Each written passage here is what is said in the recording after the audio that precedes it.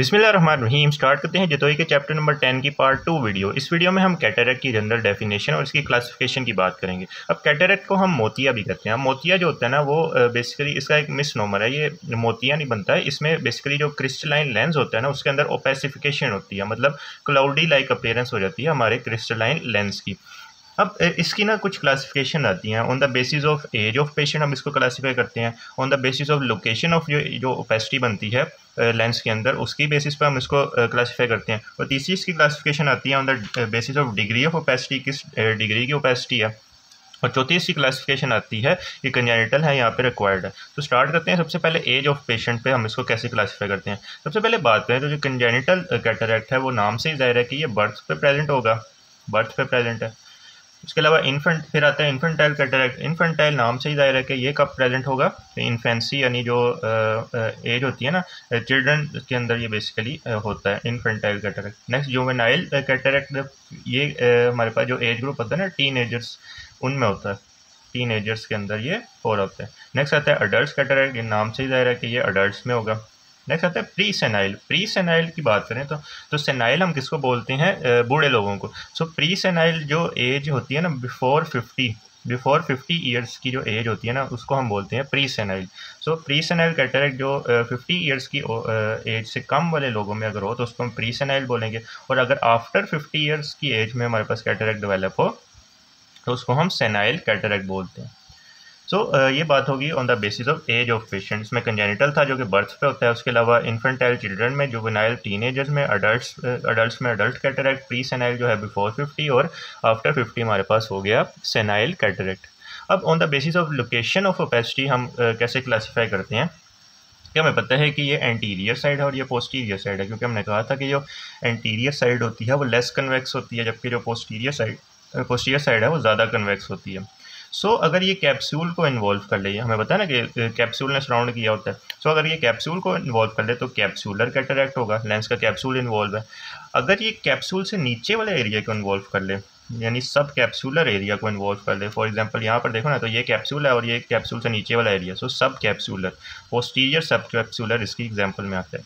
अब ये पोस्टीरियर सब कैप्सूलर कैटरेक्ट ना स्टेरॉयड यूजर्स में हम देख रहे होते हैं। ये बात इस बुक में नहीं लिखी हुई लेकिन ये एग्जाम में पूछते होते हैं। तो स्टेरॉयड यूजर्स में हमारे पास होता है सब कैप्सूलर पोस्टीरियर सब कैप्सूलर कैटरेक्ट पोस्टीरियर।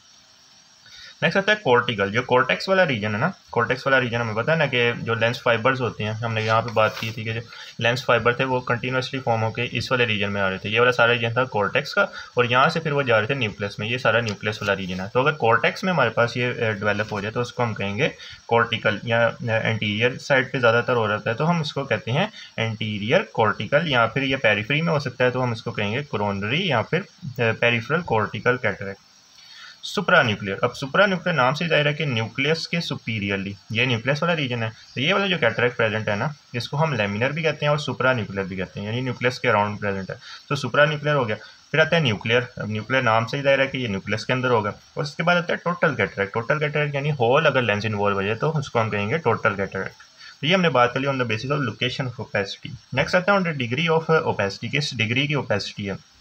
इसको हम इन इमेजेस के थ्रू समझते हैं कि सबसे पहले ना हमारे पास इंसिपिएंट कैटरेक्ट होता है। इंसिपिएंट कैटरेक्ट में ना हमारे पास कुछ स्पोक्स से, कॉर्टिकल स्पोक्स ऐसे बनने लग जाते हैं, कुछ इस तरह के ना स्पोक्स से बनने लग जाते हैं। अब जब ये स्पोक्स, ये ना हम सामने वाली साइड से देखें, अब ये वाले जो स्पोक्स होते हैं ना ये जब आपस में फ्यूज़ होते हैं ना तो ये होल एरिया को ही ऐसे इन्वॉल्व कर लेते हैं। जो कॉर्टेक्स वाला रीजन होता है उसको ये इन्वॉल्व कर लेते हैं, तो इसको हम कहते हैं इमेच्योर कैटरेक्ट। इमेच्योर कैटरेक्ट हो गया। उसके बाद आता है इंटुमिसेंट कैटरेक्ट। इंटुमिसेंट कैटरेक्ट कब होता है, जब इसके अंदर ना हाइड्रेशन शुरू हो जाए, यानी वाटर एंटर होना लग जाए और जो लेंस है वो स्वेल हो जाए, काफ़ी ज़्यादा स्वेल हो जाए, तो उसको हम कहते हैं इंटुमिसेंट। इसकी हम अभी हम ना जब ये वाला टॉपिक पढ़ेंगे ना सेनाइल कैटरेक्ट, उसकी हम डिटेल से भी बात करेंगे।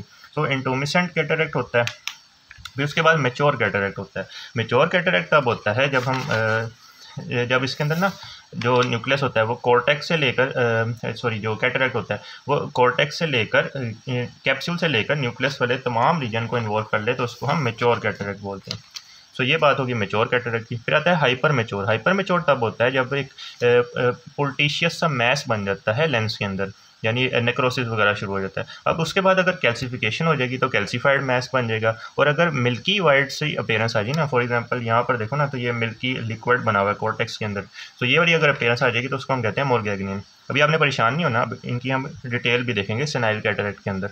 फिर आती है कंजेनिटल या डेवलपमेंटली हो गया, या फिर एक्वायर्ड जैसे ट्रोमा या एज की वजह से हो गया, तो ये होगी इसकी चौथी क्लासिफिकेशन। तो ये हमने जनरल बात कर ली कैटरेक्ट को हम कैसे क्लासीफाई करते हैं, ये एग्जाम में आपसे पूछ सकते हैं। नेक्स्ट पार्ट से हम ईच की डिटेल की बात करेंगे। सबसे पहले हम कंजेनिटल या फिर डेवलपमेंटल कैटरेक्ट की बात करेंगे। If you like this video, then kindly share it with your friends and subscribe to my channel.